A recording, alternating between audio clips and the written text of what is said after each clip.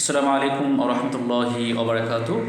মাহে রমজানের মোবারকবাদ। আজকে আমাদের দ্বিতীয় তারাবি ইনশাআল্লাহ। দ্বিতীয় তারাবির আজকে আজকে আজকে তিলাওয়াত করা হবে সূরা বাকারার শেষাংশ আর সূরা আল ইমরানের প্রথম অংশ, অর্থাৎ দ্বিতীয় পারার শেষার্ধ আর হচ্ছে পুরো তৃতীয় পারা। আচ্ছা, এখানে সূরা আল ইমরান যেমনটা বললাম, সূরা আল ইমরান মানে হলো ইমরানের বংশধর। ঈসা ঈসা আলাইসাল্লামের নানা হয় ইমরান, তার মানে ইমরান হলো ঈসা আলাইসাল্লামের নানা ভাই। এই সূরা ঈসা আলাইসাল্লামের যেই অলৌকিকভাবে জন্ম, তার মুজিজা, মা মারিয়ামের সচ্চরিত্র, মারিয়াম গর্ভে থাকাকালীন যে তার মায়ের অর্থাৎ ঈসার নানির মানত ও তার পরবর্তী ঘটনাবলী এই সূরায় উল্লেখ করা হয়েছে। আর এত কিছু উল্লেখ করার জন্যই এই সূরার নামকরণ করা হয়েছে সূরা আল ইমরান। এবং একই সাথে এই সূরার এর পাশাপাশি জাকারিয়া আলাইহিস সালাম এর বার্ধক্যের সময়ের যে সন্তান প্রার্থনা মহান রবের কাছে, এবং সেই প্রেক্ষিতে সন্তান হিসেবে ইয়াহিয়া নবীকে দান করার যে ঘটনা, সেটাও এই সূরায় বর্ণিত আছে। এর মানে হলো যে আল কোরআনের সান্নিধ্য সব থেকে বেশি পাওয়া যায় আমাদের তারাবিতে, আলহামদুলিল্লাহ। কিন্তু অথচ আমরা আমাদের মধ্যে সিংহভাগ মানুষ কিন্তু আসলে আমরা মাতৃভাষায় বা আল কোরআনে কী কী বলা হয়েছে বা কোরআনে কী কী বার্তা আছে আমাদের জন্য আমরা কিন্তু আসলে ভালো করে জানি না। সো অতএব আমি আমার জন্য বলছি, এই আজকের দ্বিতীয় তারাবিতে সম্মানিত হাফেজ সাহেবগণ যে সূরা পাঠ করবেন, যা বললাম, এখানে আল্লাহ তাআলা অনেকগুলো আদেশ দিয়েছেন, অনেক কাজ নিষেধ করেছেন। আদেশের মধ্যে অন্যতম হলো ইসলামে পরিপূর্ণ প্রবেশ করো।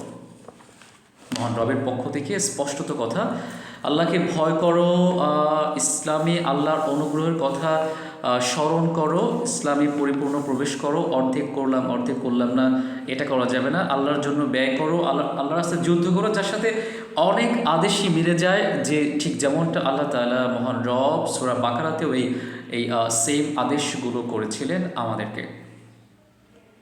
আবার একইভাবে আল্লাহ ও রাসূলের আনুগত্য করো, সুদ ভিত্তিক লেনদেন পরিহার করো। এটা কিন্তু মহান রবের কাছ থেকে স্পষ্ট, তার মহান রবের পক্ষ থেকে স্পষ্টভাবে বলা।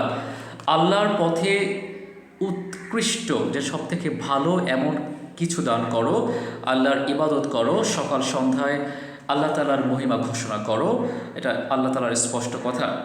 সেদিনকে ভয় করো যেদিন আল্লাহর কাছে ফিরে যেতে হবে সবাইকে, এবং প্রত্যেকে তার নিজের কর্মফল বুঝে পাবে।